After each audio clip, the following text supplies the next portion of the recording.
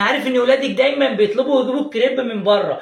اللي يقول لك مش هتعرفي تعملي عيش الكريب في البيت قول له مفيش مستحيل. اكسبلوروا لايك ومتابعه ويلا بينا يا نجوم الكوكب. أول حاجه هجيب كيلو دقيق متعدد الاستخدامات وهنزل عليه بكوبايه من اللبن اللي هي كوبايه الميه. قصاد كوبايه اللبن هنزل بكوبايه نفس الكوبايه من الميه. معلقه سكر صغيره.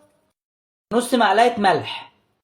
على الكيلو هنزل بعدد 2 بيضه، واللي عايز يتعلم يفتح البيضه بيض واحده يكتب لي في الكومنتات. على الكيلو هنزل بكيس من الفانيليا، ولو ما عنديش ممكن استبدله بشويه من الفلفل الاسمر. ان انا اضربها، ولو ما عنديش مضرب كهرباء ممكن اضرب بالمضرب السلك العادي. بصوا هي لسه تقيله جدا، ممكن ازود لها شويه ميه ومفيش مشكله.